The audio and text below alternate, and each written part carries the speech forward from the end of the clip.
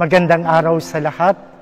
I am Father Joey Martin, Rector of San Carlos Seminary in Makati City, and welcome to Knowing Fathers, Calling Others.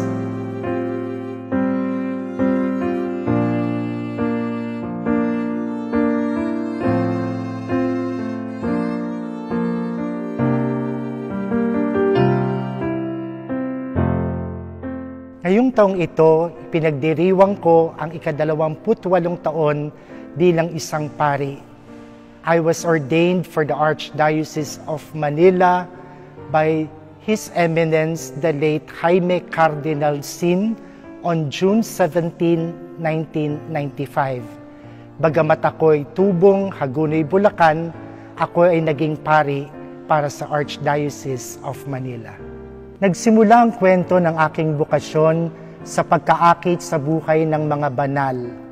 Mula sa mga estampitang aking kinolekta na kalimitang nabibili sa labas ng simbahan, sa mga comics tungkol sa buhay ng mga santo na kadalas ay pasalubong ng mga nakatatanda kong kapatid at ng mga maliliit na imaheng kinolekta, paalaala ng malalaking santo na kalimitang nakikita sa loob ng simbahan. Dito nagsimulang mabuo ang pangarap na tularan sila sa buhay kabanalan. Tunay nga, ang tahanan ang nagsilbing unang punlaan ng bokasyon. Tunay nga, ang tahanan ang nagsisilbing unang punlaan ng bokasyon. Pinalaki kami sa isang tahanan kung saan malaya kaming mangarap kung ano ang gusto naming maging. I was blessed to have the full support of my family, especially my parents, in pursuing my dreams. Kasama na rito ang pagpasok sa seminaryo upang magpari. Nagturo ito ng isang importanteng lesson sa buhay, that if I want to succeed in life, I must be ready and willing to pay the price of fulfilling that dream. Libre ang mangarap, pero may bayad ang pagsasakatuparan ng mga pangarap.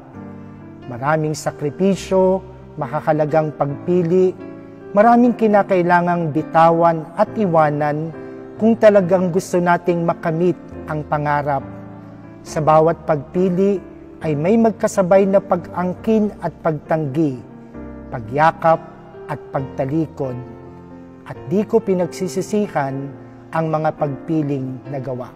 Nagsimulang paghuhubog ko sa seminaryo nung ako ay pumasok sa Immaculate Conception Minor Seminary sa Giginto, Bulacan.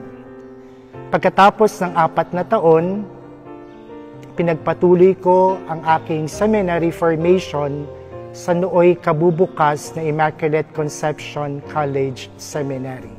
Pagkatapos ng filosofiya, nagpasya ako na ipagpatuloy ang huling bahagi ng seminary formation sa San Jose Seminary. Ito rin ang naging dahilan ng aking pagkalipat sa Archdiocese ng Manila. Noon, akala ko ang pagpapari ay pangarap ko lamang. Sa paglipas ng mga panahon, mas naunawaan ko na hindi ko lang pala ito pangarap, kundi ang pangarap ng Diyos para sa akin. Ang pagtanggap ko sa katotohanan ito ang bumago sa akin at sa aking buhay. Maraming beses, nangyayari ang mga bagay hindi ayon sa aking mga plano, kundi sa plano ng Diyos para sa akin. Di lahat ng ginugusto ay nangyayari o lahat ng hinahanap ay natatagpuan.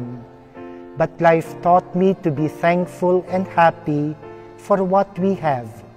Ang matutong maging masaya at kontento kung ano ang mayroon at di mabuhay ng malungkot sa paghahangad sa mga bagay na wala. Sa unang 7 taon ng aking pagkapari, tinilaga ako sa iba't ibang parokya sa Archdiocese of Manila. Itong nagbigay sa akin ng pagkakataon para maranasan ang kahulugan ng pagpapari bilang pastol ng iba't ibang komunidad sa Santa Mesa, sa Santa Lucia, Novaliches, at sa West Triangle sa Quezon City. Summer of 2002, I received my appointment as one of the formators of San Carlos Seminary. At ito ang naging tahanan ko sa halos 21 taong sumunod. Madalas, pabiro kong sinasabi, nasa seminaryo pa rin ako magpahanggang ngayon kasi they wanted to reform me. I found comfort from the new ratio for seminary formation, the gift of priestly vocation, when it presented the priestly journey as an ongoing process and journey of formation. Nasa seminaryo pa rin muli upang ipagpatuloy ang buhay pagsunod at paglilingkod, kasama at kalakbay ng mga kabataang patuloy na humaharap at nagsisikap tumugon din sa tawag ng Diyos. Nakasulat sa istampitang pinamigay namin sa araw ng ordinasyon ang panalangin ito. Panginoon, minahal mo akong labis sa paraang di ko lubusang maunawaan. Sa araw na ito, inaalay kong aking sarili bilang pagtugon. Narito ako, nagmamahal sa iyo, nagtitiwala sa iyong katapatan na kailanmay di mo ako pababayaan. Saan nga ba ako dinala ng aking pagtugon at ang aking buhay bilang isang pari sa mga nagdaang taon? Siguro ito yung patuloy na pagkaranas sa katotohanan that I am God's beloved. Yung kanyang pagmamahal na siya ring dahilan kung bakit ako'y nagpapatuloy tumugon sa pagmamahal sa Kanya at nagsisikap na maging daluyan ng pagmamahal na ito para sa iba. Ang tangi kong dalangin na sana sa aking pagkapari, maiparamdam at maiparating ko rin sa iba ang pagmamahal na ito ng Diyos na aking nakilala, minahal at patuloy na sinusundan.